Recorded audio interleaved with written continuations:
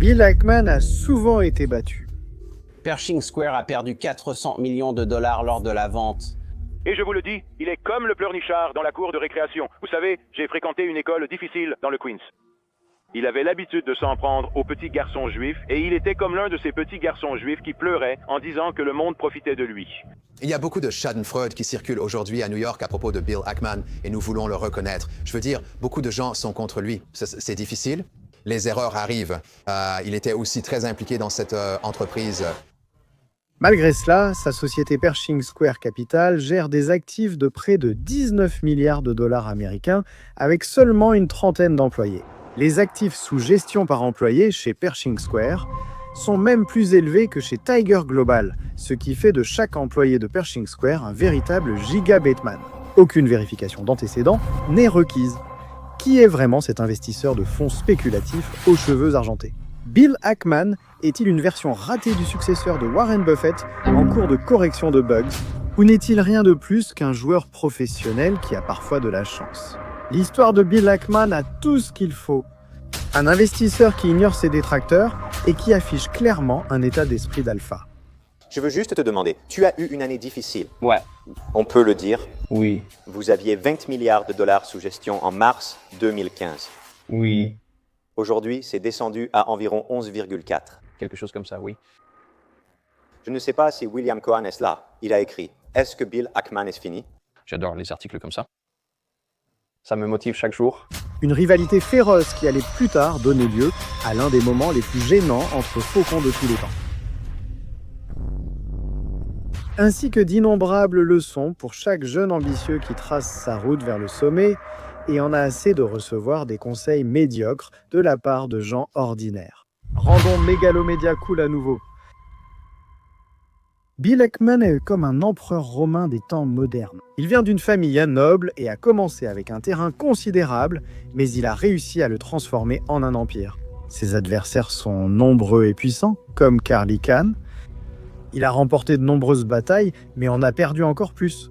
Mais comme l'armée romaine, il est connu pour ne jamais abandonner. Il a grandi à Chappaqua, dans l'État de New York, un endroit plutôt noble à environ 50 km au nord de New York. Son père, Lawrence David Ackman, est président émérite d'Ackman Ziff Real Estate Group, société de financement immobilier new-yorkaise, fondée par son père et son oncle en 1926. Une richesse immobilière générationnelle. Depuis 1960, Larry Ackman a accompagné ses clients dans de nombreuses ventes, locations, transactions de dettes et de capitaux propres. Il a été responsable de certaines des structures financières les plus innovantes du secteur. Et son fils Bill Ackman ne souhaite rien de plus que de le surpasser un jour. On pourrait dire que Bill Ackman vient d'un milieu privilégié. Mais souvenez-vous, les périodes prospères créent des hommes faibles.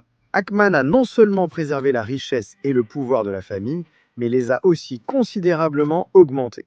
En investisseur, je reste strictement rationnel économiquement. En 1988, il obtient une licence en art à Howard College en sciences sociales. Une matière largement considérée comme totalement inutile par les discussions financières d'aujourd'hui. Et c'était peut-être déjà le cas à l'époque, car en 1992, Ackman complète sa licence en art par un Master of Business Administration de la Harvard Business School.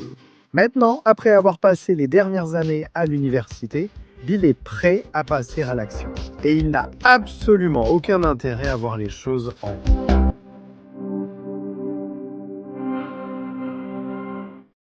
En fait, mon père, qui est ici, m'a dit que c'était vraiment une idée stupide de lancer un fonds d'investissement juste après l'école de commerce. Donc Bill lance un fonds d'investissement juste après l'école de commerce. Il s'inspire beaucoup de Warren Buffett. Depuis son plus jeune âge et depuis sa première rencontre avec Buffett, la mission est claire. Construire un immense héritage en devenant le prochain Warren Buffett. Un terme souvent utilisé par les médias grand public. Vous connaissez Warren et Bill Ackman depuis des décennies. Il aime être vu comme le petit Buffett. Si vous faites des recherches approfondies, Ackman a en fait assisté à de nombreuses célèbres assemblées d'actionnaires avec Buffett, apprenant des meilleurs et posant des questions. Alors qu'il est encore à l'école, Ackman ne veut pas perdre de temps et il lance donc la première étape de son chemin vers le statut de milliardaire. L'un de ses camarades de classe, David Berkowitz, un ingénieur du Massachusetts Institute of Technology, pose toujours des questions très intelligentes pendant les cours. Alors Ackman décide qu'il serait bon de l'avoir dans son équipe pour tout ce qu'il tentera de construire ensuite. Bill et David créent un club d'investissement vierge à 2 membres et analysent et investissent dans des actions après leur courée. 1 an plus tard, diplômés, ils décident de tenter le saut. J'envisageais de créer ma société d'investissement et j'ai demandé à Richard son avis. Il m'a dit, Bill, pas besoin d'être vieux pour avoir raison. Ça m'a suffi pour lancer un fonds d'investissement. Ils essaient de lancer un fonds ensemble. Les deux ont réussi à réunir 3 millions de dollars américains pour leur premier fonds. Pour tous ceux qui regardent ceci et rêvent en soi de lever un jour d'énormes sommes d'argent, Ackman a un message clair.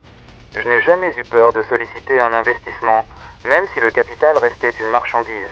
Les bonnes idées d'investissement étaient rares.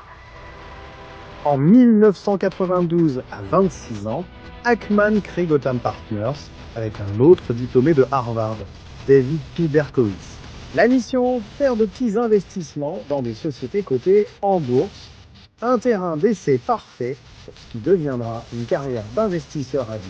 Parce que Bill n'est pas un investisseur ordinaire, c'est ce qu'on appelle un investisseur activiste. L'activisme, c'est agir en propriétaire. On parle d'offres hostiles, mais elles ne visent pas les actionnaires de ces entreprises. C'est jugé hostile uniquement car la direction de l'entreprise cible ne l'a pas sollicité. Les investisseurs activistes acquièrent une part importante d'une entreprise publique pour influencer sa gestion. Ces entreprises sont souvent mal gérées, ont des coûts élevés, pourraient être plus rentables, privatisées ou présentent d'autres problèmes que l'investisseur activiste pense pouvoir résoudre. Ainsi, ils obtiennent des rendements d'investissement inaccessibles avec les méthodes passives classiques. 10 à 15 fois le multiple de bénéfices de l'investissement initial. La stratégie de Bill pour bâtir son patrimoine est assez simple. Une pensée à contre-courant associée à des actions rapides et risquées. La diversification, c'est pour les sceptiques. Le fonds spéculatif de Bill, Pershing Square, ne possède que quelques investissements à la fois. La diversification n'a généralement aucun sens pour ceux qui savent ce qu'ils font. La diversification protège de l'ignorance. Je veux dire, si vous voulez vous assurer qu'il ne vous arrive rien de mauvais par rapport au marché, vous possédez tout. Il n'y a rien de mal à cela. Je veux dire, c'est une approche parfaitement raisonnable pour quelqu'un qui ne pense pas savoir analyser les entreprises. Dès le début de sa carrière, Bill Ackman était sur le point de vivre l'une des transactions les plus transformatrices de sa carrière. Ackman considère toujours cette opération comme l'un des investissements les plus importants de toute sa carrière.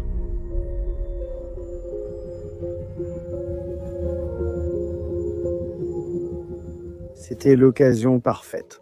David Rockefeller est l'un des banquiers d'investissement les plus puissants que la Terre ait jamais connus. Sa famille, le clan Rockefeller, a influencé l'histoire des affaires américaines comme aucune autre. En 1995, il rencontre des difficultés financières.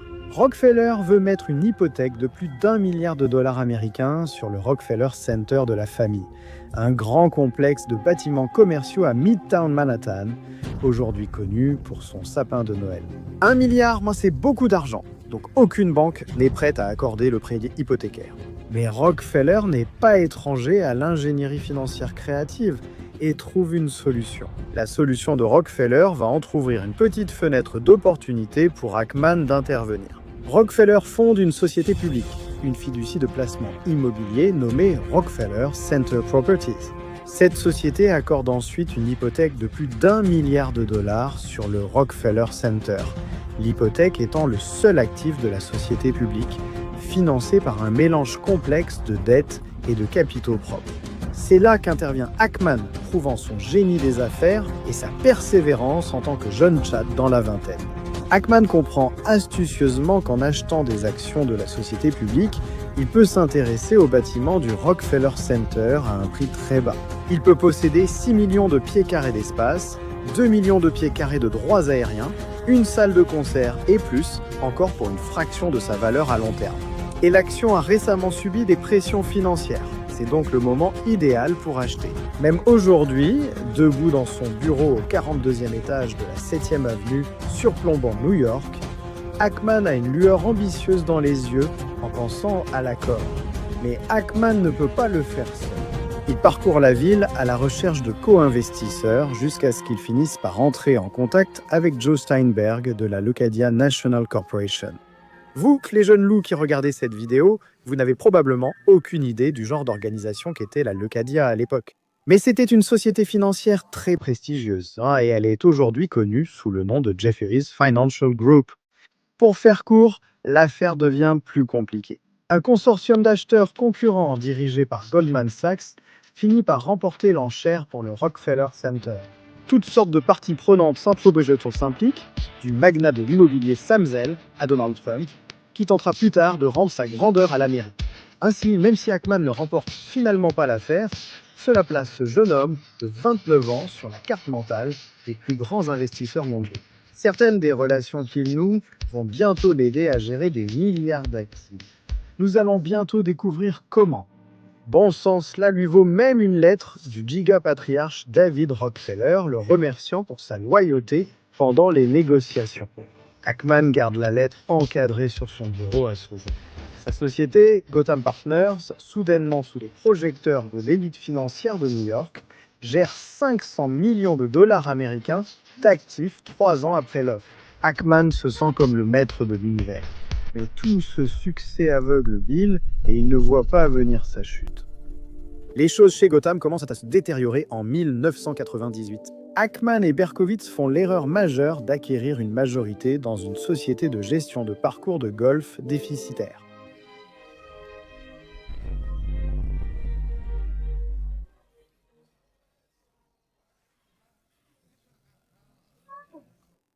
Ils la rebaptisent Gotham Golf et commencent à accumuler des dettes afin d'acquérir d'autres parcours. Mais la dette devient trop élevée et menace d'écraser l'entreprise. Pour se sortir de toutes ces dettes, Ackman décide d'organiser une fusion entre Gotham Golf et une société immobilière riche en liquidités dans laquelle il détient également une participation majoritaire. L'idée derrière la fusion est d'utiliser la trésorerie figurant au bilan de la société immobilière appelée First Union pour renflouer l'entreprise de golf en difficulté et rembourser les dettes. Mais en 2002, un juge se prononce contre la fusion et en faveur des actionnaires minoritaires de First Union. Ces actionnaires minoritaires, vus comme des plébéiens, s'opposent à l'accord car ils en retirent peu ou pas d'argent. La fusion étant incertaine et Gotham Golf en difficulté, les investisseurs réclament le remboursement aux associés de Gotham. De plus, les régulateurs étatiques et fédéraux enquêtent sur des accusations selon lesquelles le fonds spéculatif utiliserait des rapports d'analyse pour influencer le prix de ses actions. Bill Ackman utilisait les tactiques de dégaine de Wall Street Bat avant que ce ne soit à la mode. Bien que l'enquête n'aboutisse à rien, c'est un nouveau coup dur pour Ackman. Enlisé dans des litiges et suscitant une inquiétude croissante parmi les investisseurs, la société commence à réduire ses activités en 2002 et ferme ses portes en 2003. Mais le cauchemar d'Ackman est loin d'être terminé, car il s'apprête à affronter son ennemi juré pour la première fois et certainement pas la dernière.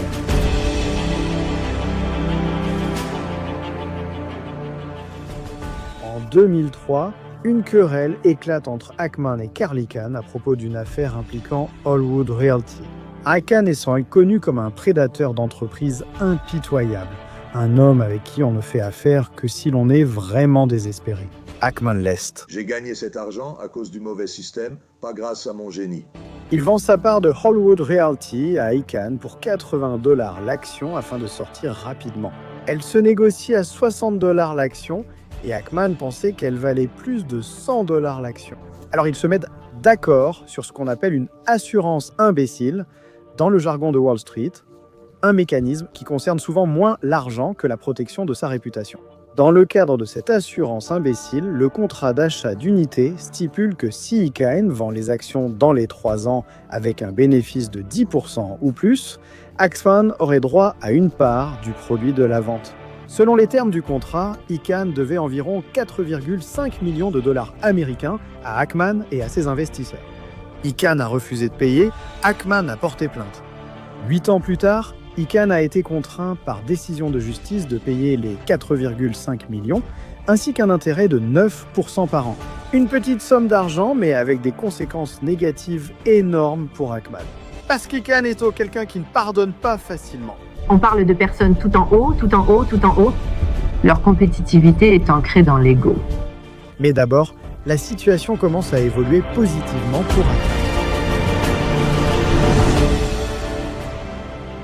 Parce Parce que Bill Ackman est loin d'avoir terminé, sa prochaine étape est censée le placer dans la catégorie S des investisseurs légendaires aux côtés de Warren Buffett, R. Anal Farmer et Kevin John. Pour tous ceux qui essaient de lever un fonds, souvenez-vous quel est le meilleur endroit pour obtenir des engagements de dizaines de millions de dollars de la part de potentiels MP. Apparemment, Punta Cabo San Lucas, une magnifique station balnéaire au Mexique. Ian Cumming, président de l'Eucadia National, était en vacances dans la même station que Bill Ackman et sa femme en février 2003. Ian Cumming se souvient encore de l'affaire du Rockefeller Center. Ackman a convaincu tout le monde par son comportement professionnel. Il dit à Ackman: Chaque fois que tu démarres quelque chose de nouveau, nous voulons être ton partenaire, mon frère. Il n'y a qu'une seule condition. Nous voulons être ton seul partenaire. Ackman ne pouvait donc pas accepter d'argent d'autres investisseurs. C'est ce qu'on appelle de la conviction. Donc, en janvier 2004, un nouveau fonds est né qui allait bouleverser le monde de la finance jusqu'à aujourd'hui. Pershing Square Capital. Et Ackman enchaîne quelques belles victoires au début. Wendy's est l'un des premiers succès d'Ackman à la tête de Pershing. Ackman acquiert 10% de Wendy's en 2005. La société valorisée à 5 milliards de dollars détient entièrement Tim Hortons, une célèbre chaîne canadienne de café et beignets, symbole du pays. Tim Hortons génère 400 millions de dollars américains de revenus d'exploitation et Ackman valorise la société à plus de 5 milliards, soit un multiple EBIT de 12,5 fois. Wendy's est aussi estimé à plusieurs milliards de dollars. Pendant ce temps, vous pouvez acheter l'ensemble de Wendy's pour moins de 5 milliards. Le plan de jeu, acheter Wendy's, séparer Tim Hortons et obtenir Wendy's gratuitement en gros. En achetant Wendy's à 38 $ l'action et en séparant Tim Hortons l'action 76 $, Ackman propose la séparation de Hortons à l'équipe de direction de Wendy's. Selon lui, cette opération permettrait aux investisseurs d'évaluer correctement les deux chaînes de restaurants, d'autant plus que les synergies entre elles sont minimes, comme il le décrit. L'entrée en bourse de Hortons permettrait aux deux directions d'être rémunérées selon les résultats de leur entreprise et donnerait à la chaîne de café la possibilité d'attirer et retenir des cadres talentueux. Au départ, la direction refuse d'envisager la proposition d'Ackman. Mais Ackman convainc la direction de suivre ses suggestions. Finalement, Wendy's se sépare de Hortons et prend des mesures pour améliorer ses marges. Environ 1 an et demi plus tard, en novembre 2006, Ackman vend Wendy's. L'action est passée de 38 à 71 $, soit un beau rendement de 4,27% en moins de 2 ans. Vous vous rappelez qu'on a appelé Ackman l'empereur romain moderne ? Eh bien, il va devoir affronter sa plus grande bataille à ce jour, une bataille avec d'énormes pertes. En 2012, Ackman est parti en guerre dans ce qui allait devenir l'une des opérations les plus marquantes de sa carrière. Qu'allons-nous apprendre ? Vous allez apprendre pourquoi Herbalife va s'effondrer. En 2012, Ackman a pris une position courte d'1 milliard de dollars contre Herbalife, société de compléments alimentaires. Il n'y a pas un seul distributeur Herbalife qui parle à ses recrues de la façon de vendre le produit, de la façon de réaliser une vente au détail d'un produit Herbalife. Tout tourne autour de la façon de recruter des gens pour qu'ils deviennent distributeurs, parce que c'est la seule façon de gagner de l'argent. L'accusation, Herbalife est une pyramide de Ponzi. Donne-moi un de ces techniciens. Ils ont choisi de cibler les plus pauvres du monde. Nous ne sommes pas une pyramide de Ponzi, c'est une accusation bidon. Alors qu'Ackman va gagner, son ennemi juré apparaît. Il ressemblait à un de ces petits garçons juifs en train de pleurer. La situation s'aggrave. En fin de compte, l'entreprise devra rendre des comptes. Les États-Unis iront mieux sans Bill Ackman. Est-ce que c'est l'affaire la plus importante de votre vie ? Ce n'est pas une affaire. Est-ce que c'est la chose la plus importante ? Je dirais que si nous réussissons à fermer Herbalife, nous sauverons un très grand nombre de personnes d'un préjudice énorme. Et c'est probablement la chose la plus significative, l'une des choses les plus importantes que j'aurais jamais faites pour un grand nombre de personnes. Le trait le plus associé à Bill Ackman est sa prise de position à découvert contre Herbalife. Herbalife dit aux gens qu'ils peuvent créer leur propre entreprise en vendant les produits Herbalife. Pour commencer, les gens sont obligés d'acheter une quantité considérable de produits Herbalife. Ensuite, ils peuvent essayer de vendre ces produits ou recruter d'autres personnes pour vendre les produits Herbalife, ce qui leur permet d'être rémunérés en retour. Ackman soutient que l'entreprise est une pyramide de Ponzi dont la valeur intrinsèque est nulle. Il n'y a pas un seul distributeur Herbalife qui parle à ses recrues de la façon de vendre le produit, de la façon de réaliser une vente au détail d'un produit Herbalife. Tout tourne autour de la façon de recruter des gens pour qu'ils deviennent distributeurs, parce que c'est la seule façon de gagner de l'argent. Ackman mise une somme colossale pour appuyer ses propos. En 2012, Bill prend une position courte sur Herbalife d'$1 milliard américains. Dans un rapport de recherche approfondi, il explique en détail pourquoi il pense qu'Herbalife est une pyramide de Ponzi illégale. Le monde de l'investissement commence à s'y intéresser. Dans les semaines suivant sa position vendeuse, Ackman voit les actions Herbalife chuter d'environ 60%.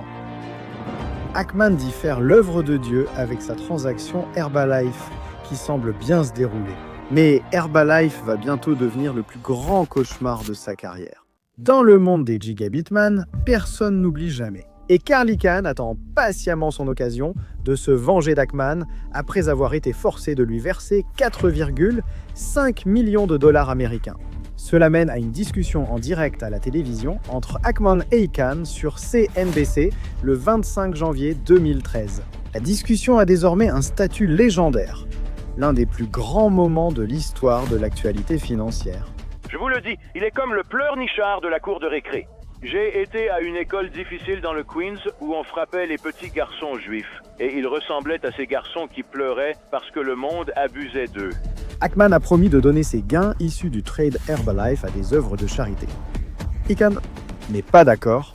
Ensuite, il évoque la charité. Ce sont des conneries. Il ne donne pas ça à la charité. Ses partenaires limités ne vont pas non plus le donner à la charité, à supposer qu'ils n'aient pas eux-mêmes besoin de charité. Et quand Icahn se lasse de critiquer Ackman, il commence à s'en prendre aux journalistes. Karl, pourquoi tu ne dis pas simplement la vérité sur l'affaire Herbalife? Tu es à l'achat ou pas? Non, je veux dire, tout le marché sait ou soupçonne. Ah, je ne suis pas venu ici pour me faire intimider, d'accord? Si je peux parler, laisse-moi, mais je n'ai pas besoin que tu... Allô? Oui, je suis là. Personne ne t'intimide, Karl. En fait, c'est toi qui as appelé notre émission pour parler à Bill Ackman, principalement à propos de l'affaire Herbalife. Écoute-moi, c'est Max Meyer qui m'a invité pour avoir une conversation, pas pour me disputer avec toi, d'accord? Si tu veux prendre... Allô? Oui, on t'écoute? Eh bien, si vous écoutez, laissez-moi parler. Tu sais, je veux dire ce que j'ai à dire et je ne vais pas parler de ma position sur Herbalife parce que tu veux m'intimider, d'accord? Je ne t'intimide pas. Je pose juste la question que tout le monde se pose. Karl, vas-y, fais ta déclaration. Si tu veux savoir, je vais parler de ce dont j'ai envie de parler. Si je vous laisse ce poste, je n'irai jamais sur CNBC, tu peux dire ce que tu veux. Je vais te dire, je vais parler de ce que Ackman vient de dire sur moi, pas sur Herbalife. Et je parlerai d'Herbalife quand j'en aurai envie, pas quand tu me le demandes. D'accord? Je ne participerai plus jamais à une émission avec toi, c'est certain. Alors commençons par ce que je veux dire. Ackman est un menteur, d'accord? Pour commencer, j'ai vécu ma vie dans les années 1960 et 70 en me fiant aux poignées de main. J'ai failli perdre ma société plusieurs fois à cause de poignées de main. Ackman? Il sait vraiment faire pression? Il a l'une des pires réputations à Wall Street. C'est le début de la fin pour le pari Herbalife d'Ackman. Peu de temps après, Icahn achète des actions d'Herbalife International. Alors qu'Icahn continue d'acheter des actions Herbalife, le cours de l'action continue de montrer sa solidité. En mai 2013, Icahn possède 16,5% de l'entreprise. Tout le monde à Wall Street parle de l'accord. Le 22 novembre 2013, Ackman admet à la télévision Bloomberg que la position vendeuse ouverte de Pershing Square sur Herbalife est dans le rouge de 400 à 500 millions de dollars américains, mais qu'il ne se laissera pas évincer et qu'il gardera la position vendeuse jusqu'au bout du monde. En 2014, Ackman tente à nouveau de faire passer son message sur Herbalife. Il dépense 50 millions de dollars dans une campagne de relations publiques contre Herbalife conçue pour nuire au cours de l'action de l'entreprise. Mais il est trop tard. En mars 2014, le New York Times rapporte qu'Ackman avait utilisé des tactiques pour saper la confiance du public dans Herbalife afin de faire baisser le cours de son action, notamment en faisant pression sur les autorités de régulation étatiques et fédérales pour qu'elles enquêtent sur l'entreprise, en payant des personnes pour participer à des manifestations contre Herbalife et par d'autres moyens de faire circuler des informations sur Herbalife. Et maintenant, le pire est sur le point d'arriver. Ackman espère toujours que la Federal Trade Commission découvrira des actes illégaux chez Herbalife, allant même jusqu'à interdire à l'entreprise de poursuivre ses activités. Au lieu de cela, en juillet 2016, Herbalife et la Federal Trade Commission parviennent à un accord à l'amiable, mettant fin à l'enquête de l'agence sur l'entreprise. La Federal Trade Commission ne le qualifiera pas de système pyramidal. C'est une situation de bonnes et de mauvaises nouvelles pour l'entreprise Herbalife, déjà en difficulté. La Commission fédérale du commerce ne la qualifiera pas de système pyramidal, mais en contrepartie, Herbalife devra verser un règlement de 200 millions de dollars. Le jour du règlement, Ackman perd environ 500 millions de dollars américains, selon Fortune. En novembre 2017, Ackman déclare à Reuters qu'il a couvert sa position de vente à découvert, mais qu'il continuera de parier contre Herbalife en utilisant des options de vente avec pas plus de 3% des fonds de Pershing Square. Mais en 2018, Ackman sort complètement de sa position vendeuse sur Herbalife. Herbalife s'est avéré être l'un des combats les plus fatals pour Ackman.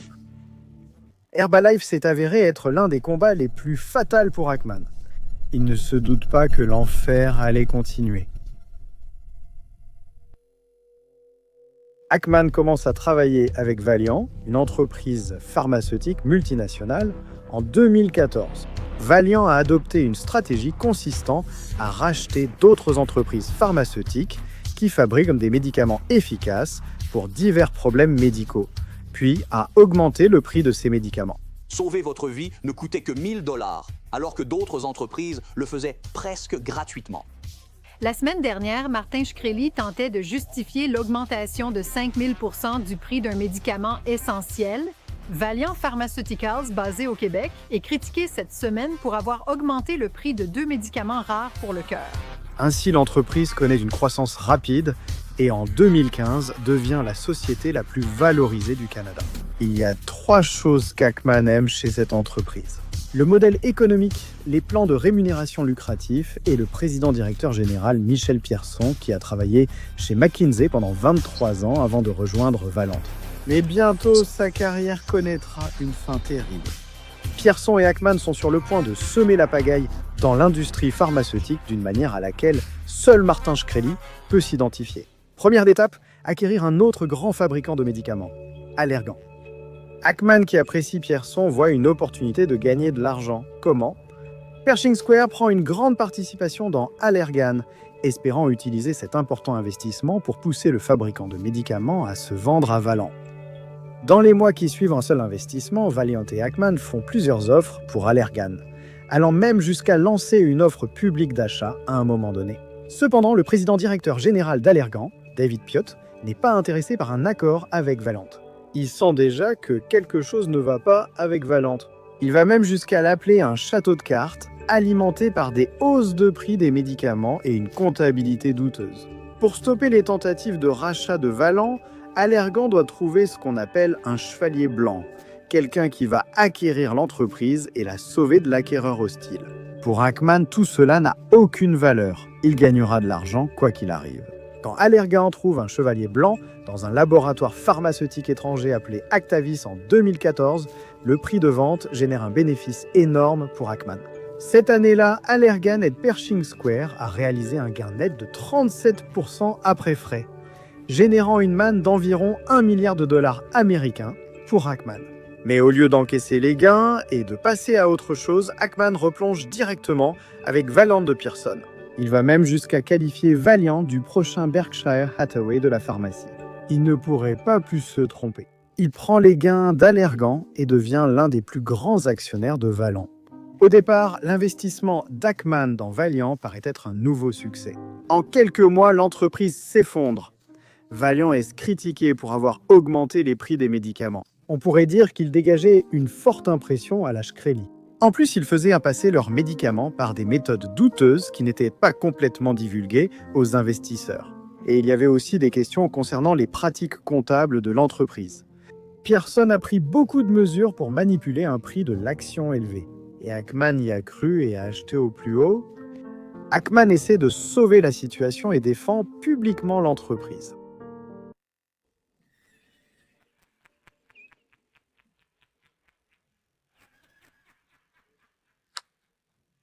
Tu es sérieux? Mais il est trop tard. Le cours de l'action s'effondre. En conséquence, Pearson est évincé de son poste de président-directeur général. Les procureurs fédéraux et les régulateurs commencent à enquêter sur l'entreprise. Ackman reste un moment, intègre le conseil d'administration et tente de redresser la situation. Mais la situation sera désespérée.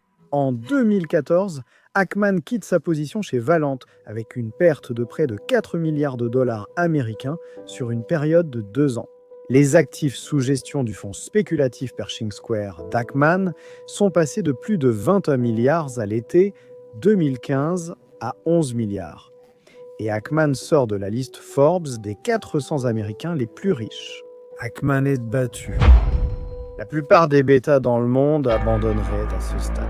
C'est parce qu'aucun bêta sur Terre ne possède ce que nous appelons le gène Bateman. Ackman là, et le Covid est l'occasion parfaite pour lui de réaliser l'un des plus grands coups commerciaux de tous les temps. Je voudrais maintenant faire intervenir Bill Ackman au téléphone. Elle s'est exprimée aujourd'hui sur Twitter pour exhorter le président à prendre des mesures plus drastiques afin de stopper la propagation du virus. Bill, je vous remercie de nous rejoindre aujourd'hui. Au cours de cette interview, Ackman était en train de liquider la moitié d'une position qui serait plus tard qualifiée de plus grande opération de tous les temps, augmentant sa valeur par 100. Une opération qui a transformé 27 millions en 2,6 milliards en l'espace de 30 jours. Il ne dit pas, vous savez, il ne dit pas de prendre d'assaut les plages de Normandie, d'accord? Il dit rentrez chez vous. Rentrez chez vous, passez un mois avec votre famille. À la fin de 2019, lorsque la pandémie débute, Bill Ackman devient très nerveux. Au début, il pense même à liquider tous ses actifs en espèces. Mais ensuite, il a une idée pour profiter de la situation. Il informe ses actionnaires avec un message inquiétant le 3 mars. Au cours des 10 derniers jours, nous avons pris des mesures pour protéger le portefeuille contre la volatilité baissière du marché. Nous l'avons fait parce que nous pensons que les efforts pour contenir le coronavirus risquent d'avoir un impact négatif important sur les économies américaines et mondiales, ainsi que sur les marchés boursiers et du crédit. Ackman utilise des contrats d'échange sur défaut de crédit, contrats d'échange sur défaut de crédit, pour réaliser cette opération. Ils peuvent être très destructeurs. En y réfléchissant, vous ne pouvez pas assurer ma maison contre l'incendie car vous n'avez pas d'intérêt assurable, comme on dit dans le métier. Parce qu'une fois que vous avez assuré ma maison contre l'incendie, vous pourriez décider que, vous savez, peut-être que faire tomber quelques allumettes autour de ma propriété serait une bonne idée. Pourquoi achète-t-il un swap sur défaillance de crédit au lieu de simplement vendre à découvert? Les swaps sur défaillance de crédit sont beaucoup plus sûrs parce que les pertes sont limitées, comparées à la possibilité de pertes infinies lorsqu'on vend des obligations ou des actions à découvert. Un exemple est une maison sur laquelle vous pariez qu'elle va brûler, donc vous achetez une assurance incendie dessus. Vous devrez payer des frais mensuels sur le contrat d'assurance jusqu'à ce que la maison brûle ou jusqu'à l'expiration du contrat. Si la maison ne brûle pas pendant cette période, alors vous ne perdez que le montant limité d'argent que vous avez payé pour les contrats d'assurance durant cette période. Si, au contraire, vous vendez la maison à découvert en espérant qu'elle brûle, alors les montants d'argent que vous pourriez perdre sont illimités. En achetant des Credit Default Swaps, Ackman limite ses pertes à environ 1,560 milliard dans le pire des cas. Mais Ackman est prêt à tout pour faire pencher la balance en sa faveur. Il utilise alors l'un de ses principaux instruments d'investisseur activiste. Il apparaît sur CNBC et accorde une interview controversée. L'enfer arrive, d'accord. Et j'ai ressenti, vous savez, c'est vraiment, je n'ai jamais vécu cette expérience auparavant dans ma vie. La chose la plus proche que j'ai vécue, c'était la crise financière où je disais, vous savez, des choses arrivent, de mauvaises choses arrivent. Mais là, c'était un sentiment que je n'avais jamais eu. Comme s'il y avait un tsunami qui arrivait. Vous voyez, le tsunami arrive et on le sent dans l'air.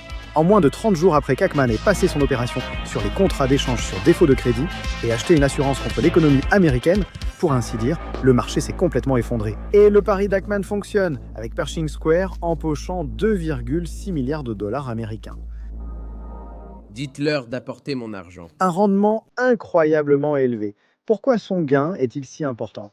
Essentiellement parce qu'il a acheté une tonne d'assurance. Witcher, il a dû payer 27 millions, mais il a dû payer cette somme chaque mois pendant 5 ans. Cela signifie qu'Ackman devrait payer 324 millions par an en prime jusqu'à ce qu'il vende sa position et réalise un bénéfice et que tout le temps expire. En divisant 324 millions de dollars de primes mensuelles annuelles par le taux d'assurance CD de 0,5%, on obtient 64,8 milliards de dollars d'obligations sur lesquelles Ackman achetait une protection. Le marché américain détient 6 000 milliards de dollars en obligations de qualité investissement.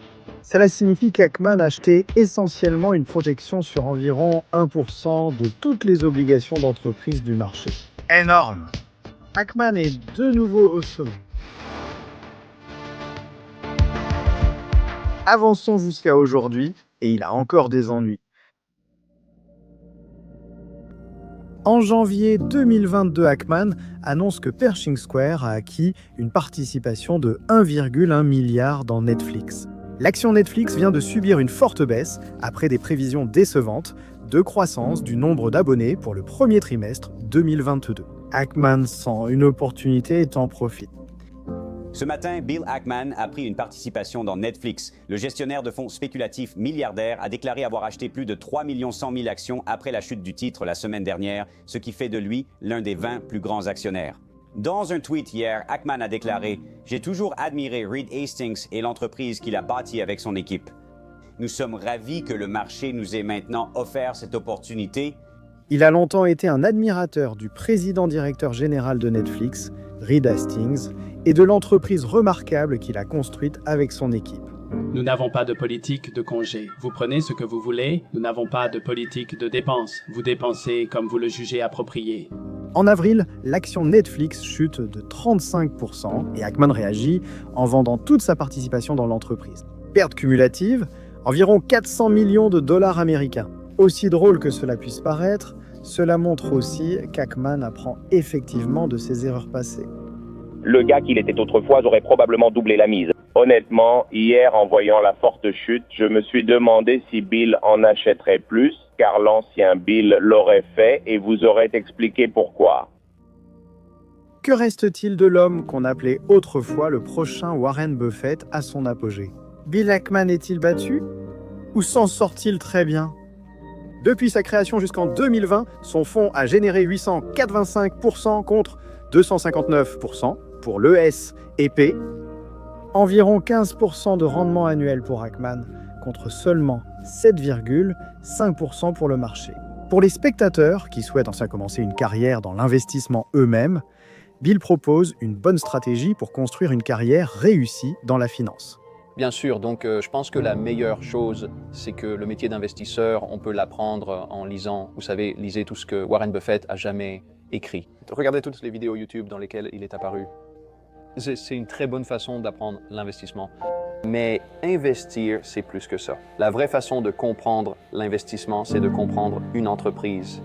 Et l'une des compétences les plus importantes que vous devez avoir en tant qu'investisseur, c'est de savoir faire la différence entre une excellente entreprise, une bonne entreprise, une entreprise moyenne et une mauvaise entreprise. Et une façon de se faire une idée de la qualité d'une entreprise, c'est d'aller y travailler. Donc, la recommandation que je donne aux personnes qui sortent des écoles de commerce de nos jours, c'est que c'est la meilleure période de l'histoire pour travailler dans une start-up. De nombreuses entreprises vont être très intéressantes, vont en jurer. Et si vous pouvez être l'un des premiers employés, vous allez apprendre énormément sur le fonctionnement d'une entreprise, comment gérer la paie, comment commercialiser votre produit, comment concevoir quelque chose. Et je pense que ces compétences sont inestimables. D'abord, vous pourriez même trouver ça vraiment intéressant. Vous avez peut-être rejoint le prochain Facebook, donc c'est une possibilité. Même en cas d'échec, vous apprendrez beaucoup. C'est, selon moi, la meilleure expérience pour devenir un bon investisseur fondamental. Il sera intéressant d'observer si Bill va renforcer son style d'investisseur activiste ou s'il va devenir plus passif à l'avenir. Pour chaque personne ambitieuse qui regarde ceci et se sent inspirée par l'histoire de Bill et la catégorie des investisseurs activistes, vous devez réfléchir à la manière dont les réseaux sociaux peuvent apporter les styles d'investissement activistes à un niveau supérieur. L'avènement de Twitter, des degenerates de Wall Street Bets et des dégènes de gigachats comme Elon Musk qui fait la promotion du Dogecoin prouve que c'est un monde intéressant pour les investisseurs activistes qui parviennent à élaborer une stratégie cohérente adaptée à cet environnement. Il y a beaucoup d'autres questions qui pourraient être explorées à propos de Bill dans de prochaines analyses. Est-ce qu'il va se lancer dans la crypto à un moment donné? Est-ce qu'il va réussir à améliorer sa présence sur Twitter, qui semble parfois un peu erratique en ce moment? Qu'est-ce que Paul Allen ferait s'il était à la tête de Pershing Square Capital? Il est clair qu'Ackman a été humble face aux expériences qu'il a vécues au cours des 20 dernières années. La question est de savoir si cette humilité permettra à ses performances d'investissement d'atteindre de nouveaux sommets. Enfin, si vous souhaitez voir un véritable comportement de mâle alpha en action, regardez le début de cette table ronde avec Bill Ackman. Pour ceux d'entre vous qui n'ont jamais été à la Saïd Business School, bienvenue à la Saïd Business School et bienvenue à l'Université d'Oxford. Par curiosité, combien parmi vous sont étudiants à l'université mais pas à l'école de commerce? Excellent, bienvenue à Saïd. Je suis ravi. Je vais rester assis toute l'après-midi. Je suis ravi d'accueillir cet après-midi Bill Ackman, président-directeur général de Pershing Square Capital, un fonds d'investissement de plusieurs milliards de dollars qui prend des positions à long terme et collabore avec les entreprises, parfois publiquement, pour améliorer leurs performances. Yo les frères, une suggestion. Devrait-on créer un fonds activiste basé sur cette chaîne YouTube et affronter les vieux titans de Wall Street avec une armée de dégènes des réseaux sociaux?